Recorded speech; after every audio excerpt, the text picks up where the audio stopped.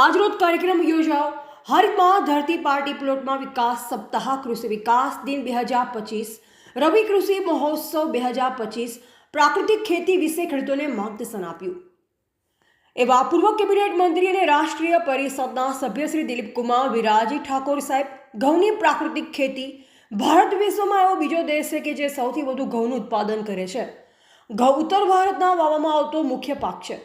ભારતમાં હરિયાણા, પંજાબ, ઉત્તર પ્રદેશ, રાજસ્થાન, મધ્યપ્રદેશ, ગુજરાત અને બિહાર મુખ્ય ઘઉં ઉત્પાદન રાજ્ય છે અને અન્ય બીજા ખેતી પાકોની સરખામણીએ વિશ્વ વ્યાપારના સંદર્ભમાં ઘઉં સૌથી આગળ છે।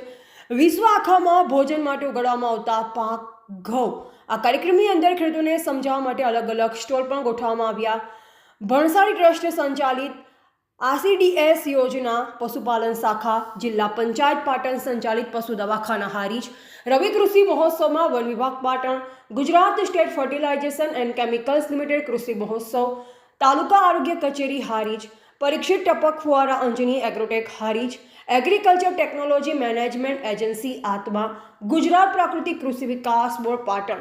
આ કાર્યક્રમમાં ઉપસ્થિત રહ્યા પૂર્વ કેબિનેટ મંત્રી અને રાષ્ટ્રીય પરિષદના સભ્ય શ્રી દિલીપકુમાર વિરાજી ઠાકોર સાહેબ, ઉપપ્રમુખ જિલ્લા પંચાયત પાટણ શ્રી ગોવિંદભાઈ માલધારી, પ્રમુખ શ્રી તાલુકા પંચાયત શ્રીમતી ચંદુબેન ઠાકોર, ટીડીઓ શ્રીમતી દેવપ્રિયાબા ઝાલા, અમિતભાઈ દેસાઈ, બાગાયત અધિકારી જીતેન્દ્રસિંહ જે સોલંકી, વિસ્તરણ અધિકારી ખેતી એલજે પટેલ, કૃષિ વૈજ્ઞાનિક રાઠવા સાહેબ, પ્રાધ્યાપક જગુદણ, ધર્મેશભાઈ જોશી, કૃષિ અધિકારી સોહિતભાઈ પરમાર, બીટીએમ આત્મા તેમજ ગ્રામ સેવક સાહેબશ્રીઓ મોટી સંખ્યામાં ભાઈઓ અને બહેનો ઉપસ્થિત રહ્યા।